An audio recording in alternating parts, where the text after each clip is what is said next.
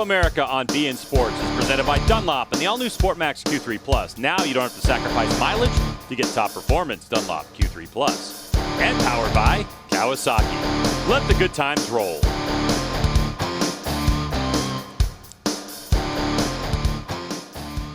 We're back on our first day of racing from Pittsburgh International Race Complex, as we know it, PittRace, and here's a look at the starting grid for this MoTool Superbike class, Jason. Roger Hayden got pole position, Tony Elias there second, Jake Lewis third, Suzuki 1, 2, 3, then you got a Yamaha 1, 2, 3, Cameron Bobier, Matthew Schultz, our point leader in Superstock, Josh Hayes rounding out that second row, Danny Eslick, who's found some big changes and made some very big progress. Jake Gagne, great to see Jake back up front. He was second overall in the first practice for quite a while the other day. Kyle Wyman, row 3.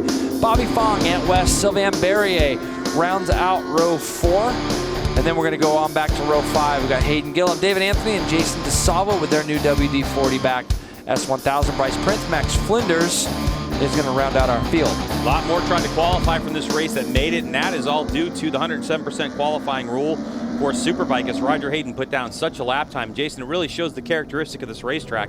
You've got to have a good race setup and a good feel for the motorcycle to go very fast around this thing. And Jason, as we take a look at JP's Kawasaki keys to the race, what do you think going to be the keys to the race in this one? Well, you know, when you think about it, I had to just bring this one right off the bat. Everyone you and I talked to was tires, tires, tires. Yep. Who's going to choose the right tire? Who's got the longevity? What kind of strategies will people use when it comes to the tire that they choose? Looking at the field, we're not going to have as many back markers as we normally do. Will that play into it? Do the riders know how many guys were actually on the grid before they planned it? Because, you know, knowing that there could have been 20 or 25 bikes out there could have played into their idea. Superstock bikes are in the mix. Again, Jake Lewis on the front row.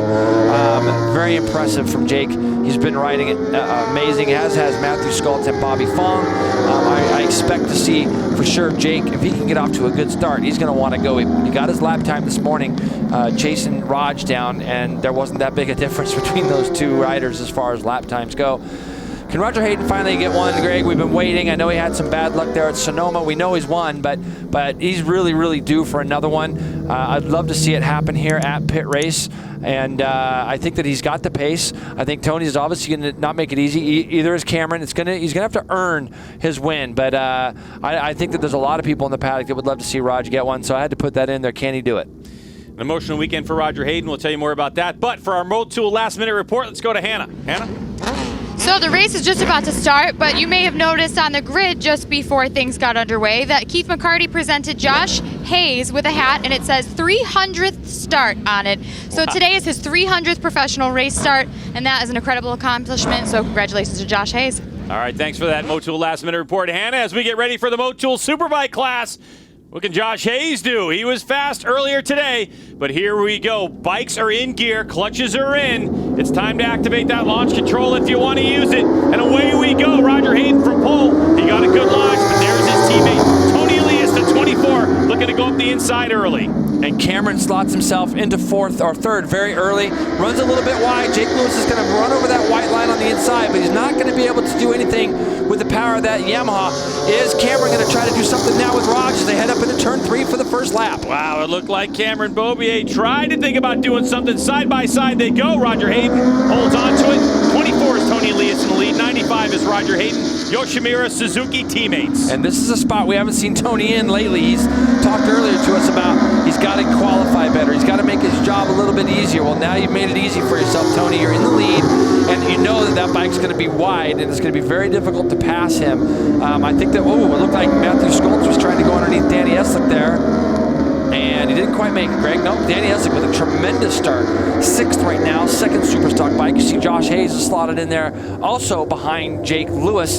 So first lap here, these guys are, and again, everybody's kind of wondering what everybody else is on tire-wise. There's Jake Gagne going underneath Bobby Fong, and on back there's Anthony West. Just ahead of him, you saw Kyle Wyman, Sylvain Berrier there, Bryce Prince. A lot of these guys. We got a fast field, like you said, Greg. A lot of guys didn't qualify. We had many more entrants than what we showed on our grid, but a lot of people didn't make the grid. Here you go, into the chicane for the first time. Cameron Bobier slides underneath Roger Hayden into the chicane on the first lap, and that's really the first pass we've seen into the chicane of our racing today. Cameron Beaubier knows, or in his mind, as we continue to battle it out, looks like Ant West underneath Kyle Wyman. So the 13 around the 33, he'll take that position for the moment. And there's our 300th professional start rider. Josh Hayes back there in 5th spot, trying to track down Jake Lewis on the Superstock 1000 machine. Tony's in deep there, Greg. He's in just a little bit deep. You're going to probably see Cameron close up on the back of him here. The drive out of there wasn't as good for Tony. So here comes Cameron Beaubier. A resurgence late in the season as they made a change to the front end of his motorcycle in between race 1 and race 2 at Sonoma. And all of a sudden the field comes back and Beaubier feels like he can put that motorcycle anywhere he wants. Oh man, Cameron looks so comfortable. I mean, literally, he looks like he's almost sitting up there as they were making that transition from the left to the right. That's going to give him some confidence. He's probably not going to have to feel as frantic of having to try to make a big pass right now on Tony. I mean, for him to slide up underneath Raj into the chicane tells you how comfortable he is on that bike. So looks like Josh Hayes maybe ran off the track or something, Greg. I saw him coming down the hill. Josh Hayes back in the field now. We'll get a look at that when the timing and scoring comes across the screen next time by, what position he's actually in. So a miscue for Josh Hayes, who started to really find some feel with his Yamaha. There's Josh Hayes. Yeah, but something's happened because he's fallen all the way back, Greg, to somewhere. Let's see, I'm going to have a look on our screen here, but he looks like he's back to 14th, and not really sure what's happened to him there. But I know Danny Eslick was right behind him, and it's so easy to overcook it into turn 1 that I wouldn't be surprised if something happened down there on his first flying lap. Just ahead of him is David Anthony, 25, the team owner of Anthony West, on that motorcycle that we saw earlier in the profile, and that is the Fly Racing Motul ADR Motorsports machine. So trying to sort themselves out here as we start to click the laps down, and the fastest laps of the race going all over the place. Look at Beaubier. Boy, it looks like he's just a master on the brakes. I mean, right now, like you're saying, Jason, Tony Elias making his motorcycle really wide. Yep, but Cameron gets great drive out of there. He's not going to be able to do anything, but watch just even down through here how easy that Yamaha is turning from left to right, just coming down this hill. He's able to just kind of just roll up on the back of Tony. Now, I also think that sometimes Tony he gets things going. Looking at our first lap times, 42.1 for Tony.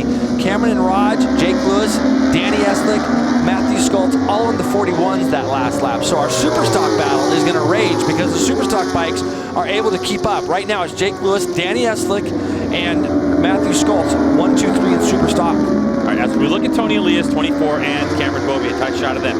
Back there in 4th is Jake Lewis. One thing to keep in mind is that Jake Lewis had the Yoshimura Suzuki factory Superbike ride just a couple seasons ago, and it was Tony Elias who stepped in for an injured Jake Lewis, and that's when Suzuki decided to move him over to the M4 X-Star Suzuki team and fight for this Superstock 1000 battle. And you don't think that's on Jake Lewis's mind, you are absolutely crazy. He is smart. He's young and he's smart and he knows how to race and he knows he wants to win the Superstock 1000 battle, but there's got to be something burning in him, Jason, that just says, I can run with these Superbikes at this racetrack and I'm going to keep it going. Well, if I'm being honest, he's going to have to do something pretty soon because Danny Eslick looked awful racy there in 5th place, and him and that TOBC racing team have found some stuff. I talked to James Lenoir. He says, hey, Jay, we finally got him comfortable, and they found a couple things at Sonoma, and it's transferred over to here. And so right now, Danny Eslick, I mean, Jake's got to continue to think about moving forward. I know Raj is in front of him. He doesn't have to worry too much about ruining a championship as far as the 3 riders in front of him because there's such a big points gap between 1st and 2nd. So he's going to have to start to do something here pretty soon. Otherwise, he's going to have Danny knocking on his door there. And Matthew Schultz now goes underneath Danny Eslick. Right there in the back part of your screen. So Schultz on the Yamalu Westby Racing Yamaha, just coming into the top of the frame over to the left, number 11 bike. So he'll gain a position. And Schultz has been fast. We mentioned it if you watched our coverage on beIN Sports Connect of Super Pole earlier today, that when we left this racetrack back in May after the test, it was actually Matthew Schultz who was the fastest rider of anyone. None of the Superbikes were, it was Schultz, so he's got a lot of confidence riding around this racetrack as well. Yeah, and you can see now the 3 Superbikes just starting to break away from Jake. These 3 Superstock bikes are all going to get together, and look at who's in 7th, Greg, and trying to catch up to these other 3 bikes. Jake Gagne, who we last saw, we saw Jake filling in for Nicky at Laguna, and then we went to Sonoma. We saw him have a little tip-off on the cool-down lap there last we saw him, and but that Honda's been working really well around this track, and he's kind of closing up on these guys right now himself. So right now we have 3 Suzukis of the top 4. Jake Lewis, 85. He's on that M4 X-Star Suzuki. He's out of Owensboro, Kentucky, like the guy right in front of him. There's a look at Danny Eslick on that TOBC Racing Yamaha. And there, the number 11, Yamaluke Westby Racing Yamahas. Matthew Schultz, who leads that championship by 51 points. It's the Bazzaz Superstock 1000 title that they're going for, and he's leading the way over Jake Lewis. So this is not only a battle on the track, but a battle in the championship points chase. You know, the thing about this, I'm starting to think about, you know, we're on lap 5 of 18, and I'm watching how the bikes, how they're, you know, I'm going to be looking for the first little bit of movement that we see as far as tires spinning or anything like that. You know, just going down through here again, Cameron looks very comfortable. But Jason, also race strategies. You're looking at, you know, the movement of those bikes. I'm thinking if you're Cameron right now, how many times have riders shown Tony Elias something too early, and he learns and he just gets after it, even though his tires might be going away? Well, the thing I was going to get to was, I agree, is this place is going to require a bit of an aggressive pass. There's nowhere to really do it, like to make it as easy as you can make it. You know, the track is very, very smooth. It's wide enough, but all the passing zones, it's going to be a tight squeeze. Wherever Cameron decides to do it or try to do it, it's going to be difficult. So, you know, and it's going to require, Tony is going to, you know, how we've watched him pass people where he just kind of gets it to the apex. So get Cameron's run through that fast kink. But Tony goes in here very defensively, right in the middle of the racetrack. Earlier we saw Raj open that up a little bit, and Cameron was able to go by it. This is a spot where you can do something, but Tony gets through the chicane too well. See, Cameron's in there backing the thing in just a little bit, trying to get the bike slowed down. Kind of hurts his mid-corner speed ever so slightly. But by the time they come out of turn 1, he's back up on the back of him. And Cameron Beaubier, it looks like right now that the Suzuki gets off the corner really well. So the only plan of attack for Cameron Beaubier is going to have to get by Tony Elias on the brakes. And if I said, what is Tony Elias, what's the one thing he does the best on a motorcycle? Well, there's no question. He's a tremendous braker, and he has a lot of courage to be able to put that bike where he likes to put it. We haven't seen a lot of people make passes the way Tony does, but the thing is that now that group's starting to assemble again. Matthew Schultz is trying to catch back up to Jake, and Jake, on the other hand, is trying to catch back up to Raj. Do you see Tony look like he had a little look over his shoulder there for a second? It looked like he turned his head for a moment, and oftentimes when we're in this position, that might be a little indication of maybe Tony's starting to feel a little bit of something in that setup on that Yoshimura Suzuki, but time will tell here. We've seen his bike moving just a little bit more than Cameron's. Cameron, this morning, the thing that was odd to me is it didn't look like the Yamahas liked the qualifying tire as much as the Suzukis. Obviously, it's easy for me to say because the Suzukis were 1, 2, 3 in qualifying, but I know Cameron's got pace on a race tire. It's just a matter of how long he makes that thing last. And if I know Cameron and his crew and his team and how hard they work, they know exactly how many laps that tire is going to be good for. But, you know, we're 1/3 through this race, and all these guys, we got our top 7 guys really pretty close together right now. Yeah, I mean, at most racetracks, we usually see these. Maybe Bobby Fong was in tow a little bit, but never this amount of Super Stock 1000 bikes. It's so close in tow as Jake Lewis leads the way on that M4 X-Star Suzuki with 3 factory Superbikes in front of him. Boy, if you're that team right now, your heart's got to be pounding. Yeah, and Cameron got through that turn a lot better this time. I think, Greg, if he can really get close enough to Tony going into turn 1 and just be as close as he can maybe do something with him as they go up into turn 3. But the Yosh showed some serious legs this year, the Yosh bike has, over the Yamaha. So he's kind of getting in the draft. The Yamaha goes up over that a little better. Here you go, Greg. He's trying up into turn 3 right now, it looked like. Not, he just kind of fell back into line, but it's kind of a test run almost. It looks like if Cameron gets the line he wants over that hill, he's able to get his body in a good position to drive down. But then it just seems like at the bottom that the Suzuki just kind of stays the pace, you know. No, and when we were, you know, Jake Zemke and I were out watching the other day, and when they were coming up over that little rise, it looked to me like Cameron was trying to get the shift, and it was kind of, the bike was going into the electronics and making it harder for him to do it. That said, his bike looked very stable up over there, and maybe the Yosh bikes don't feel quite as stable up over the top of that. And you know, when you look back at Raj, it's going to be hard for Raj to go by both of these guys. But so what he's got to do is he's got to try to stay close enough to where if Cameron does try something on Tony, he can maybe take advantage of that also. All right, so here's the situation. 7 laps of 18. 18, Tony Elias leads the way. This is the battle for the #1 spot. Over Cameron Beaubier, he's got the #1 plate. Roger Hayden, 95. Jake Lewis, the first of our Superstock 1000 in 4th. Matthew Schultz in 5th. Danny Eslick, Jake Gagne, Bobby Fong, Hayes now up to 9th spot with Ant West back in 10th. And it is close at the beginning of this race. Jason, the one thing we know, when you get to this level and you're able to run up front, you don't get there from being dumb. You get there from being a smart racer as well as a fast racer. And it just kind of looks to me right now that no one's frantic, that they're kind of feeling out this tire life, because this is the first time they've ever raced here. The asphalt is new, especially as we get to the south part of this course, which is they're headed to right now. So tires were the #1 talking point in our BN Connect coverage of the Super Pole qualifying. Here comes Cameron Beaubier. Now it's time. So Beaubier makes the move, just like Jason talked about in turn #3. Yeah, he's been setting that up for a couple of laps. Now I'm going to be interested to see exactly what he's going to be able to do. He's going to put his head down for a couple of laps, is Cameron, I believe. And we'll see what Tony's going to try to see what Tony can do to fire back. Look, mid-corner there. You know, it's funny, Greg, we watch these races, and whenever you're in second, you always think, oh, the guy in second's got something for the guy in first. Look, here comes Tony firing right back as they go into these S's. So Cameron's lifts as Tony Elias goes right to the apex. It's a signature move. The problem is, if you can't do that, if you don't have the bike to do that, it's hard to close the door on Tony Elias, because he will find a way. He's a little bit wide here. Cameron might be able to square him back up out of this next right as they come into this tight right. He's going to try to do the same thing, Greg. Now Beaubier trying to outbrake the master, and he's able to do it for a moment. Oh, that was Tony Elias at his finest. Yep, and here we go again, folks. I'm sure a lot of us remember the beginning of the year with these two. So far, everything's been absolutely clean. And but see, Tony goes into the chicane very tight. There's no way he's going to let anybody try to go underneath him. Cameron gets stuck out on the outside there. But this kind of makes me feel like Tony knows Cameron's got a lot of pace. And so with that pace, he doesn't want to let Cameron get out front. Cameron knows, as I said earlier, he's got to be close enough to Tony as they gets into turn 1 so that he can try to do something between 1 and 2. And that's going to allow that Yamaha to pull up alongside as they go into turn 3. This is a crazy pass if Cam tries to get him into turn #1. That is just too crazy at this point. We've seen so many riders ride off. Look at the rear ends. So they're really starting to move around now as Beaubier is trying to go around the outside. Almost ran out of real estate, but he'll give it to Tony. But here comes Roger. Is Roger going to fight for it? He does! Good for Raj. That's what he's got to do. These guys are going to kind of mess each other up. And all the while, poor Jake Lewis has got 3 guys behind him he's got to worry about. He doesn't want to get in this Superbike battle too much. But the thing is that now you're going to see Cameron start to try to make some passes. And when he gets back up to the front, he's got to try to run and protect.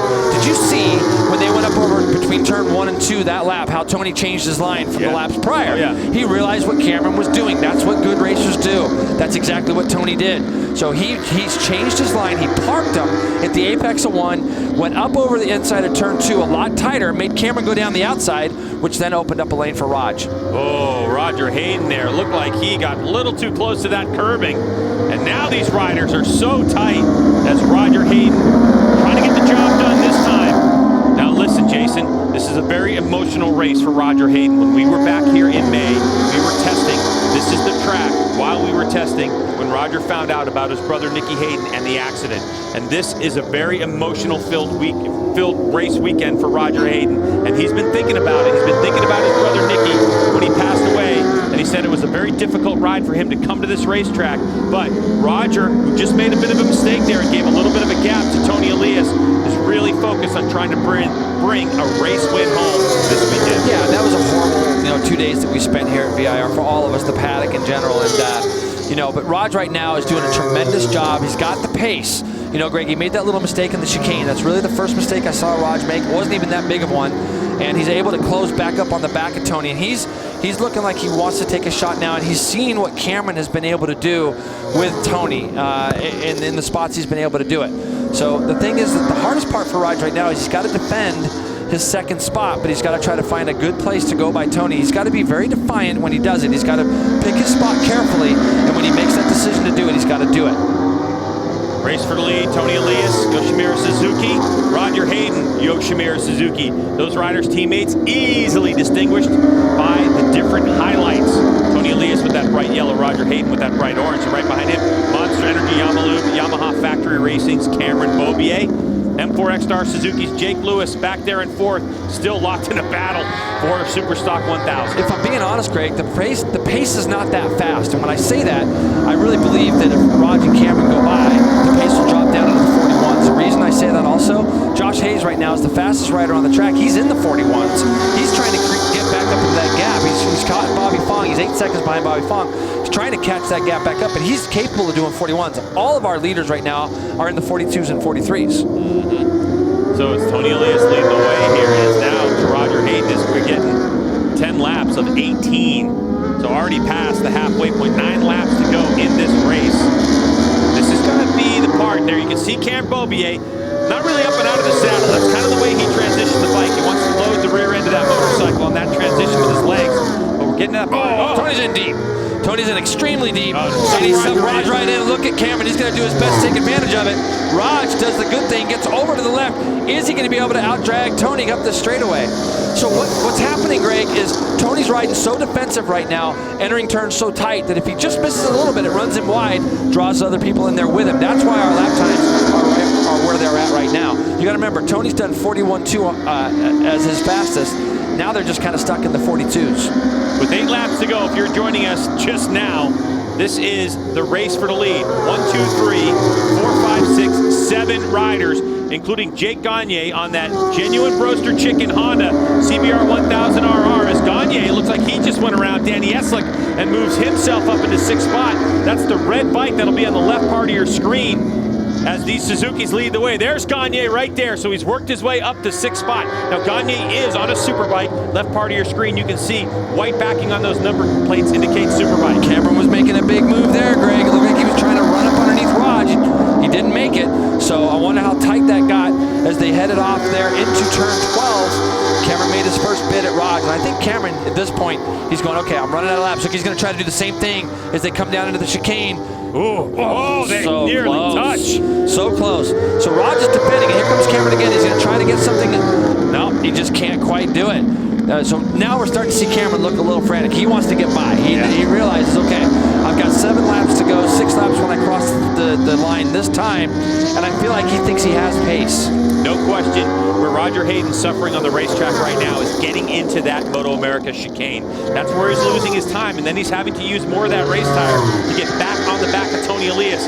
And Cameron Beaubier's got good pace through the chicane, so he's got to get by if he's going to stay in tow with Tony. And Roger's bike looks really good out of turns 1 and 2. Very stable up over that hump, and Tony's in a little bit deep there again. But see, Tony's making his bike really, really wide. It's going to make it hard for him to pass.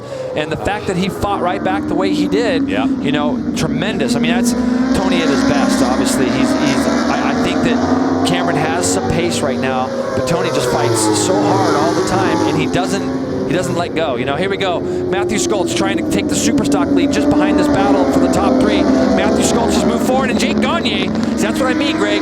When you're in a tight-knit group like this, when you see somebody make a move, if you're right behind, you make the move also, and that's exactly what Jake Gagne did. If you're a Honda fan, your heart is pounding right now because Jake Gagne is that close to being able to stand on the podium with his CBR 1000 RR. This would be quite an accomplishment on an up-and-down season. I wonder if Jake Lewis has a problem. He looked over his shoulder. Danny Eslick went rolling by him. It could be the first sign that we've seen of one of our front riders' tires maybe starting to go a little bit bad. I'm just speculating right now, but you can see Jake Lewis there now in the back. Here comes Cameron Beaubier. Is he up alongside? No, he can't quite get up alongside Raj. But you can see Raj's bike looks a little heavier to turn than does Tony's through that chicane. And you're right, that's where he's losing his time.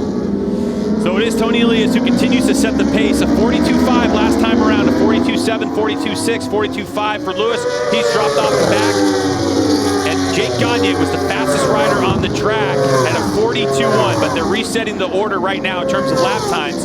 So it's Elias 42.1, then 42 flat, 42 flat for Roger and Beaubier. 42.2 for Schultz, Jake Gagne, and Bobby Fong back there in 8th spot. Matthew Schultz ran off the track in turn 1. That's going to move Jake Gagne.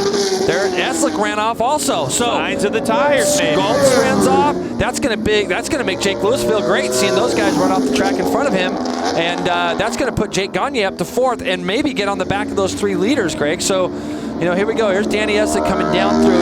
He's not going to lose a ton of positions, but we'll see when our as our scroll continues to roll, we'll be able to see exactly what place he's in. He's back in 6th spot right now. Yeah, we'll see if that's just a mistake or if he's going to start backing off his time. So back up front we go. Can Jake Gagne, been waiting to say this all year, can Jake Gagne close the gap and spoil the party of Suzuki and Yamaha? This would be something spectacular. This track known as a rider's racetrack, not necessarily a horsepower track. And Jake Gagne, as we all know, is one of the most talented motorcycle racers in this field. It's a matter of getting this American Honda supported CBR 1000 up to speed over the course of a season. And here we go. Is Cameron Beaubier? No. Wow, he is trying though, Greg. He's going through that kink flat out. Here he goes. He's going to make a move on the right. He's trying so hard to get out of that chicane good. And you can see how hard he is on the brakes. Just coming out or coming into that last corner. But where's he? It's going to take a harsh move. All the while, you're exactly right. I've been wanting to talk about Jake Gagne for so long because he is so talented. He's had a rough couple of years. Danny Walker and his crew are such a good group of guys down there also. They deserve a good result. This kid has fought hard, never lost faith in himself. We always talk about how good he is. And look at these three guys. Cameron's going to try to go up underneath Raj into turn 3 right now. There goes Cam Beaubier, the number 1. He gets around Roger Hayden. Can he make it stick? He does. So now he's got his sights set on the 24. The one good thing that he knows, Cameron Beaubier, is that when they get to the chicane and get out of it, he's going to have a little bit of gap between himself and the 95. Oh, but it looks like a little wide goes Elias. Oh, Cameron tries to take advantage of it, and he goes up and out of the saddle. And this is where Raj has got to try to stay as close as he can to Cameron, because if Cameron decides to do something with Tony in the last corner or going into the chicane, it can open up something for Raj to try to attack Tony also. But Tony knows that. He knows what's coming. Look at him. He's not allowing any doors to be open all the way through these S's. And so it's going to be very, very hard to get by him. But Cameron's already taken a nibble at him at 2 or 3 different spots on the track. So we're coming into that section where Cameron's so good. Here's a replay of Cameron Beaubier. Look at the acceleration, Jason. He tries to get that thing up on the meat. Oof. Just trying to get it squared up. He saw Tony ran a little bit wide there, so he's trying to take advantage of something. But see, now he's going to get on the back of Tony. His bike is really good out of this chicane. And look at Jake Gagne, Jason. Sorry. Yep. Jake Gagne is getting closed up right in the back of Roger Hayden. And I have to say that Jake Gagne has 0.0 traction control in this thing. He is doing it all with his right wrist. He uses a tremendous amount of rear brake. Do you know what Mazda Raceway Laguna Seca, he and that Genuine Roaster Chicken Honda team went through 11 rear disc brakes, 11 rear discs on that motorcycle, because he uses so much rear brake because he doesn't have TC. Yep. No, and he's doing everything he can to control that rear wheel sliding. We used to hear Nicky Hayden talking about that a lot, about how he used to use that as a tool for himself. It looks like he loses a little bit of time there in the second sector, or in the first sector does Jake, and then he's able to kind of close it back up. See how far back he is now, Greg, of Raj? It was like that on the last lap also. And then seriously, once they get down this hill, they get into this little S section, he's able to start closing back up. So we got 4 laps to go. The top 3 guys are all there. Jake Gagne is right behind him, and Jake can find himself on the podium really, really easy. We've seen this little scenario before. The question is, how much tire did he have to use to close the gap and get up on these riders? As we know, the factory bikes are equipped with more sophisticated electronics than is the CBR 1000RR of Jake Gagne. Really showing us what he's capable of. You can really see in our camera shots, our guys do a great job. You can see the wear of these tires. Now watch, through this fast kink, there's Tony having a look. Look at how much speed Cameron carries. But see how he's got to go to the left, Greg? Because Tony's not going to let him just slide up underneath him. It's not going to be the spot.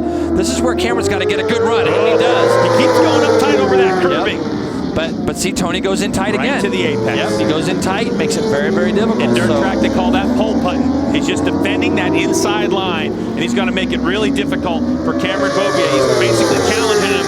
Hey, Cameron, if you want this position, go around the outside. Let's see what you got. Now, what he does is he gets in here, goes in tight, slows the bike down. That's why they bunch up. He really makes sure that he gets to his apex spot there.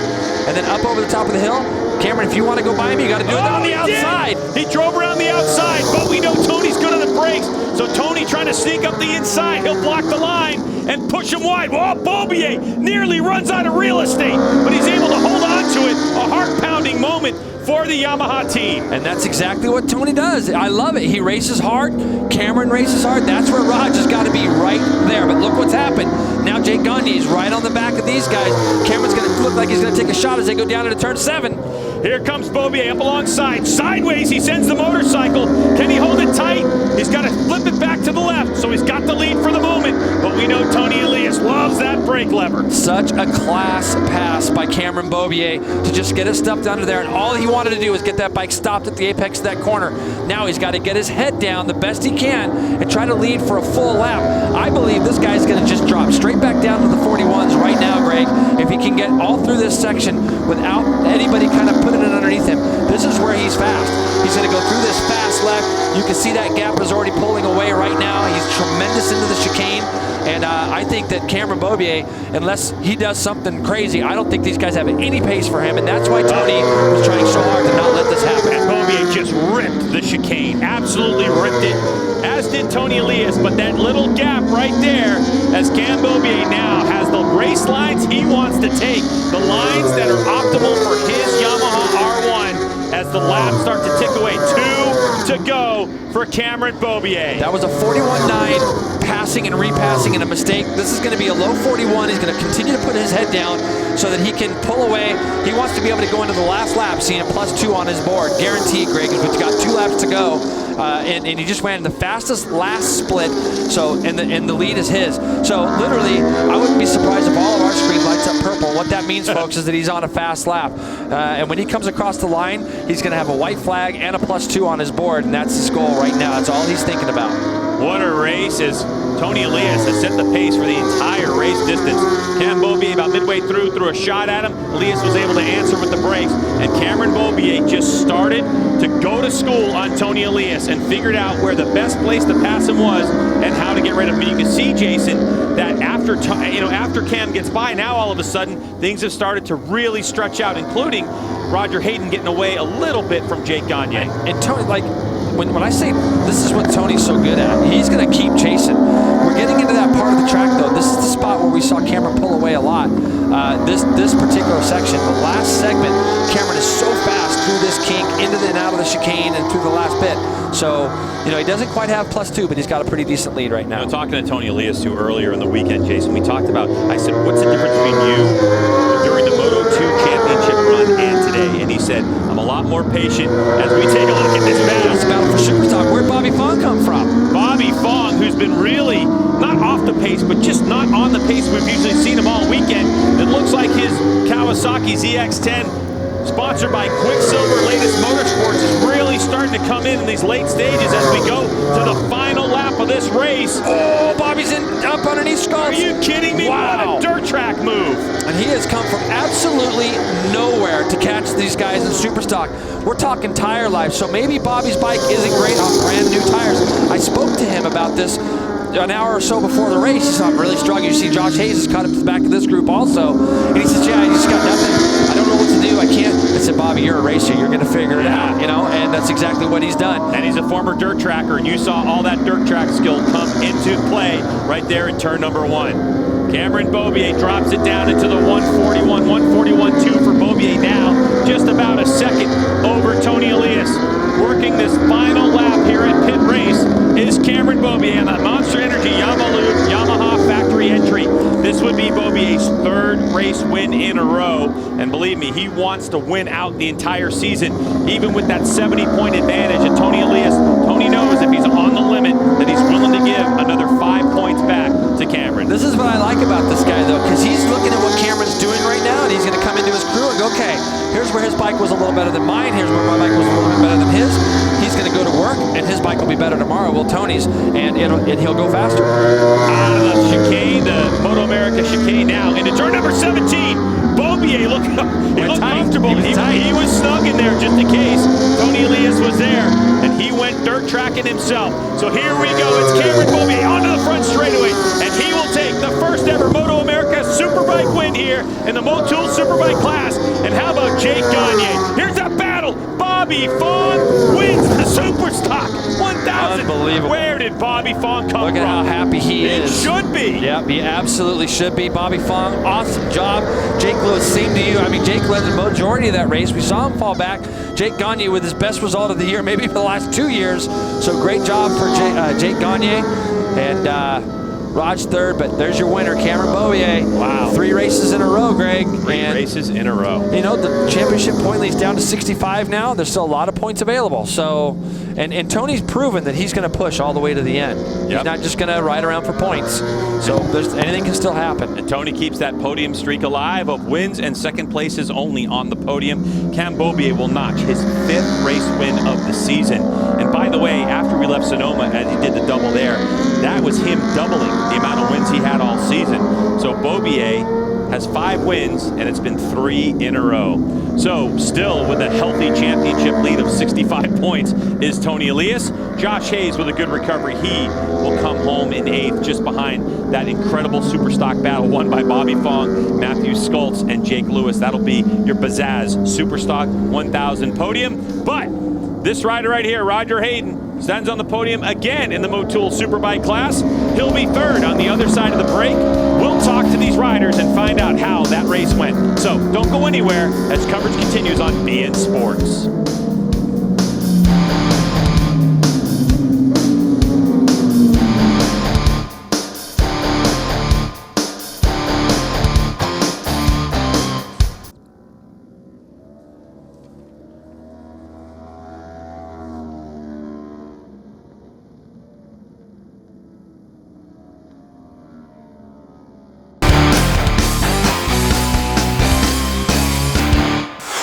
Welcome back. We're waiting for everybody to get to Parc Ferme. And you know what? Looking at this timing and scoring screen, it is Cameron Beaubier, 1.4 seconds. He wins this one over Tony Elias, but that definitely is not the story of this race at all, as it was incredibly close between all these Superbikes. And Jake Gagne will finish in 4th place, only 4.8 seconds adrift of Cameron Beaubier. And I don't care what you say, it's a win for that team, although they just missed the podium by 1.5 seconds. We'll take another break here on beIN Sports. When we get back, we'll fill Winner's Circle and talk to these riders.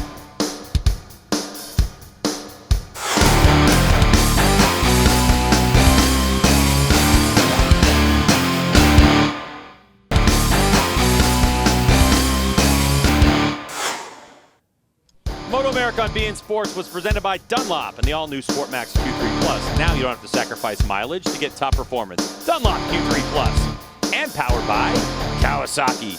Let the good times roll. Well, that was some race. The fans here gotta be excited about what's arrived in Wampum, Pennsylvania, the western part of PA, just outside of Pittsburgh, because it was spectacular and an amazing display of racecraft by Cameron Beaubier as we take a look at Victory Circle, Winner's Circle, Victory Lane, whatever you want to call it, as Cam Beaubier right there in the middle right part of your screen with a tremendous smile on his face, as he has really got that motorcycle working for him right now, JP. No, there's no question. And on race tires, I knew he was going to be a tough guy to beat just watching his times. He went 40.9 yesterday on race rubber, so 41.2. And we get a good chance to look at our Dunlop Race Resorts. Cameron Beaubier with the win, 1.4 seconds over Tony Elias, and in what was a very, very tight race between the top 4 guys. Roger Hayden, Jake Gagne again. Can't say enough for Jake. That's tremendous. Bobby Fong, I want to know where you came from. Unbelievable. Finishing 5th. First Superstock, Matthew Schultz. Jake Lewis ends up still getting on the podium, but he's going to go back to work and figure out what he can do to make that bike better. Josh Hayes came from a long way back to get 8th. Danny Essick, 9th. Back on through the field, look at Ant West, Barrier, Kyle Wyman, Gillum, and Jason DeSalvo. Bryce Prince rounds out our top 15. Jason and I will be very busy between tonight and tomorrow to bring you all the information on what happened to some of these riders, what happened to Danny Essick running off the track, and Josh Hayes. I mean, it's absolutely. Here's the championship point standings. Like we talked about, only 5 points did Tony give back to Cameron Beaubier, but he extends on Roger Hayden. Josh Hayes, 156 back, and there's Schultz, Fong, and Lewis on those Superstock 1000 machines battling it out for 5th, 6th, and 7th in that title fight. Yeah, and you're exactly right, Craig. It's when you look at that 65-point total, it looks like a lot. There's 5 races to go. Tony wants to still win races, and he's not going to take any big chances, but he still wants to win. And if Cameron keeps on putting the pressure on, and keep going forward, I mean, I've seen crazier things happen.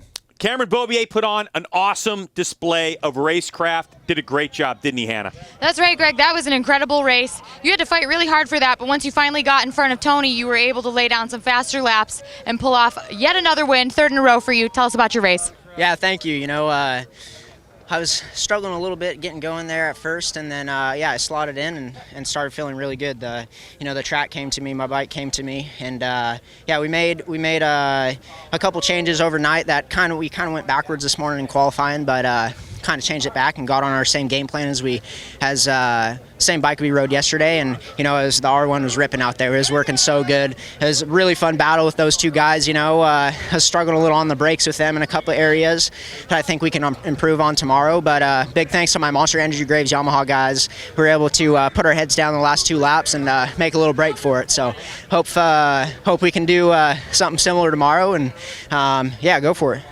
Congratulations. Thanks, Cam. Thank you. That's what Cameron Beaubier trying to win out the season. But Tony Elias, Roger Hayden, you know, Josh Hayes, and now Jake Gagne wants something to say about that. What a pass for the lead. Look at the thing backing in, but at this point now, he can get off the brakes, roll into this next lap, control his apex speed here, just kind of get everything settled, and then get as good a drive out of here as he can. That's exactly what he did to make the pass. Just such a class act, such a great ride by Cameron, and yeah.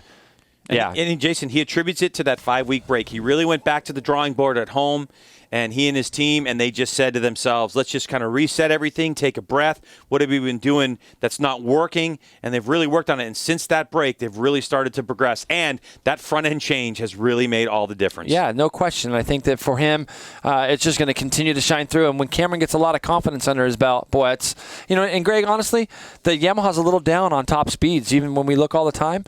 And, yeah, so it's going to be an interesting race tomorrow.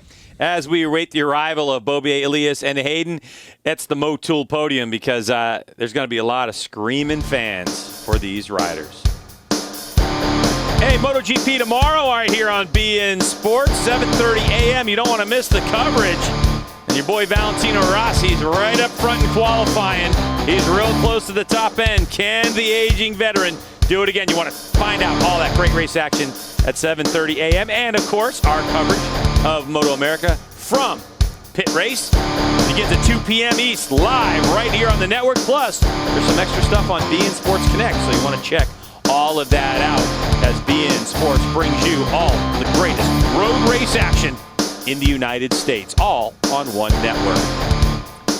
What an incredible race day we had. A dominating performance from Garrett Gerloff and a masterful race from Cameron Beaubier as Yamaha dominates the top step of the podium so far, the championship of Pittsburgh. What will happen tomorrow? We certainly hope you come to the races. Hey, it's not too far away from Ohio, even the Northeast. You want to get here, get yourself a ticket. There's plenty of space on the fences to check out this race action. If you can't be with us, then join us on BN Sports tomorrow. What's going to happen? It's exciting. For Jason Pridmore and Hannah Lopa, I'm Greg White. Thanks so much for joining us, and we will see you tomorrow right here on BN Sports.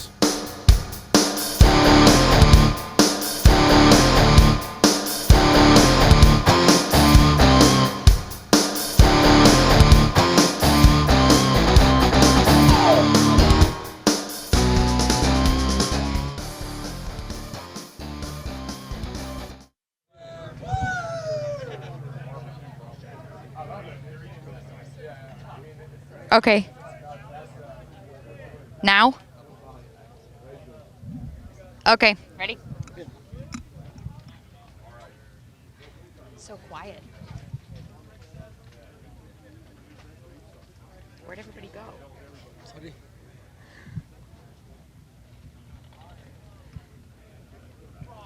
Our second place finisher today, Tony Elias. Probably not the race result that you were hoping for as you were leading for most of the race. Cam ended up getting by you. Tell us about it.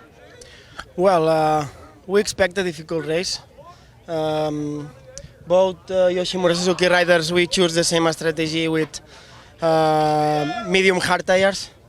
I think Cameron used medium tire, a little bit softer than us. Then our goal was stop him the first laps, and we did it. That was our strategy. What we didn't expect, he also was strong at the end. And well, now it is one step forward, and us, but let's work it again. Always we have to work more and more. We cannot stop. But the best thing is second position is so good for the championship. I'm still there. I give all my 100% today, but at the end, second position is good. Congratulations him. He played well, hard, and also Roger did a great job. We will try tomorrow again. All right, thanks, Tony. Congratulations.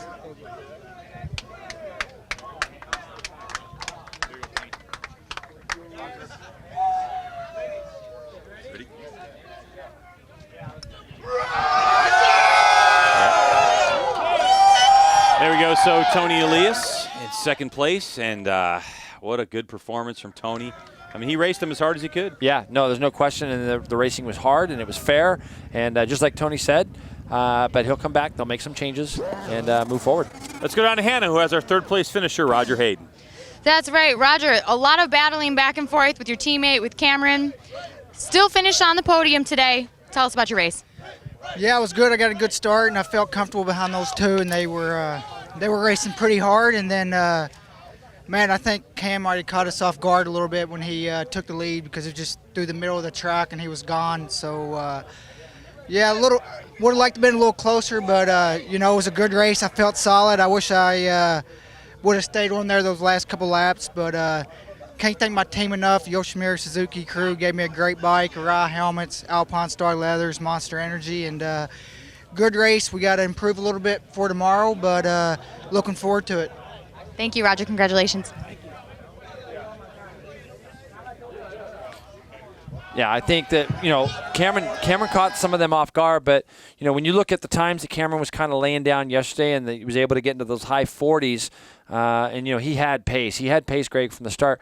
I think Tony had the pace too, but he was riding so defensively, it was making it harder for him to pull away or to even make that group go away, because for the longest time we were stuck in the 42s, and at the end, Tony went 41.5 with 2 laps to go trying to catch up, and Raj as well got back into the 41s.